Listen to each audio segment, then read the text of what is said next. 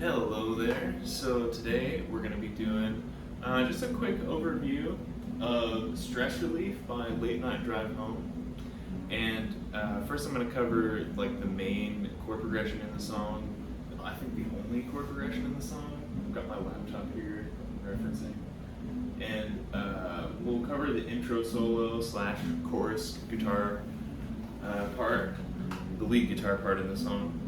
All in all, pretty attainable piece of music. So if you heard this and are thinking if you can do it or not, I would say as a teacher, yes, you probably can. All right, so as you can probably tell, first thing is we have a capo on the first fret. So for the chords, I'm just going to call them by their open chord name, not what the actual pitches are. So the first chord in the song is A minor. Scoot nice and close for A minor. Skip the top string, 0, 2, 2, 1, and then the high E is open as well. A minor. Second chord, D7. So notice my index finger stays on first fret of the B string. And now we're going to strum from the D string down, 0, so open, 2, 1, 2. Open. So A minor is 5 strings, D7 is 4 strings. I think of D7 as like a little triangle, I guess. That's how I see it, at least from my perspective. But as I'm like playing, making the shape. So A minor, D7, and now play G. There's a lot of ways we can play G. The way that I want to play G in this song, I'm not saying that it's exactly how they play it, but the way that these chords make me want to play it is like this. And the reason for that is because it allows me to keep my ring finger on the high E string. So as we go from D7 to G, all I have to do is move this ring finger up 1 string. Boom. So first 3 chords, A minor, D7, G. And then the last chord is C major 7, which you can strum or you can form however you want. I imagine a lot of people will do it like that. It's basically a C chord, but without this index finger. C major 7. I probably will play it like this, just because that's how I most often do it. But if you want to play it like that, because you're coming from G, hey, no problem with that.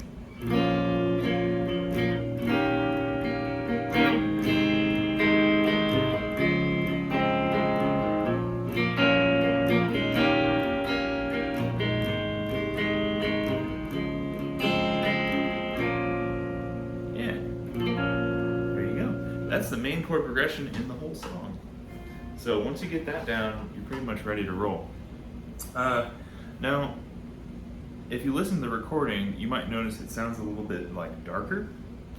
The main way that I would tackle that is not by changing the tone of anything. I would just strum different strings with my right hand. So instead of strumming all the strings in the chord, try to leave out like the high E string, for example, or maybe even the B string.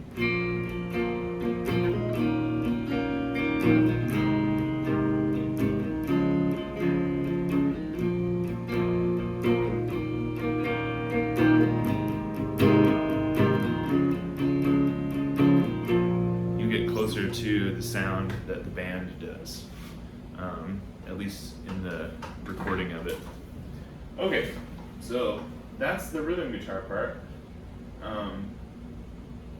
One last thing about the rhythm. So this song is actually in the key of G. This is a really common jazz chord progression. It's called a 2-5-1. And that last chord is just an extra thing that's tacked on. But if we just play the first 3 chords on the song, what you'll find is it feels like, oh, okay, everything's resolved. Check it out.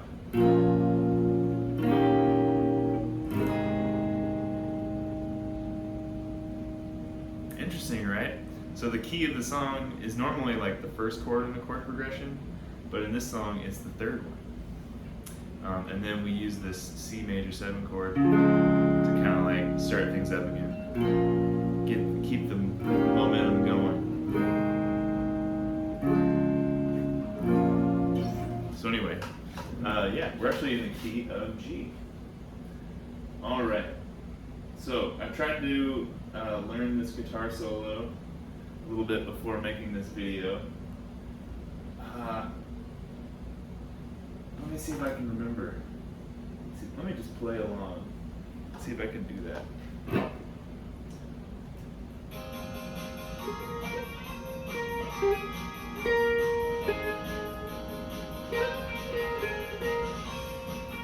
Okay.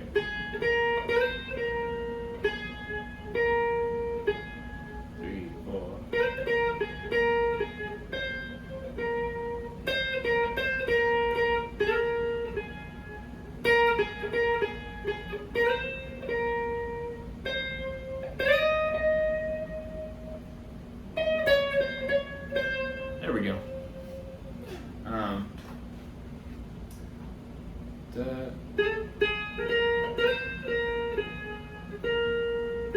That opening line I couldn't quite have in my head. All right, so the intro solo. Remember we got capo on 1.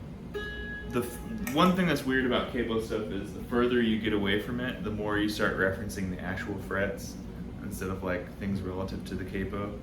So I'm just gonna say on the 9th fret, but if you're like looking at a tab of the solo, it's gonna say the 8th fret because it's 8 frets up from the capo.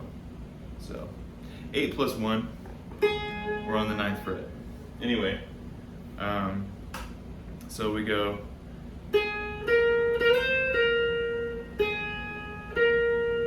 This is all on the B string. So 9, 11, 13, 11, 9. Ah, try again.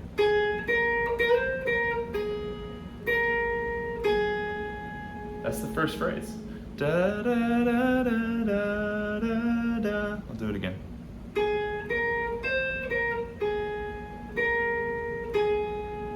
Here's the second phrase.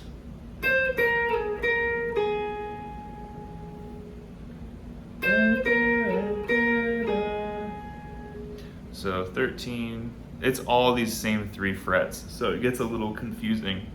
What I would suggest is spend a lot of time just memorizing each phrase before moving on.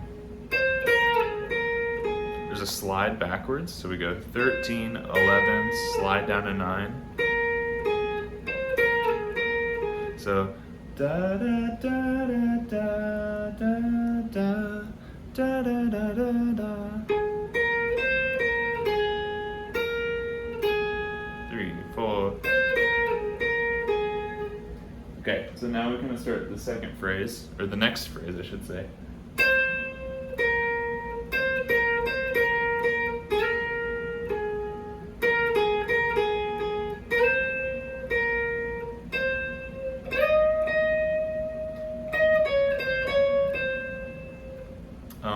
This part's a little more palatable, I think. So we're going to start around the 13th fret. That's the first half of that phrase, and then we just move that same thing down 2 frets in pitch. So now I'm on 11 and 9. So we'll do them both together.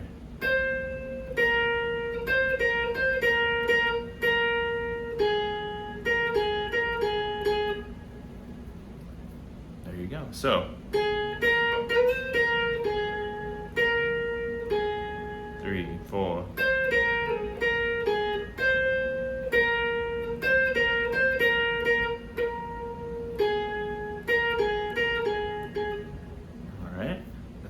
slides in there that I missed, but that's okay. Now here comes the ending phrase.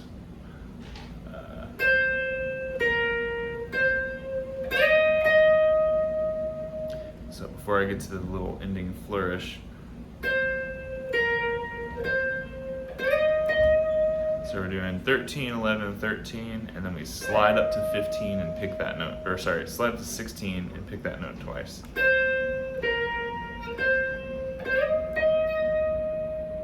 Okay. And then the very last thing you play in the solo, intro, and I think also variations of this in the chorus. So 16, 14, 13, and then 14, 13.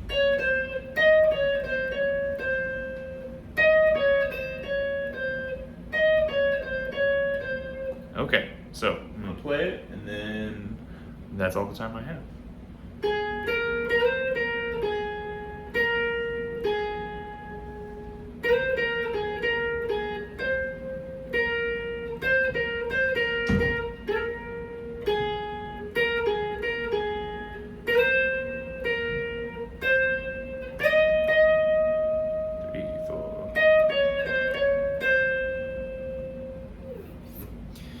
Alright, that's all I got. Hope you enjoyed, and see you next time.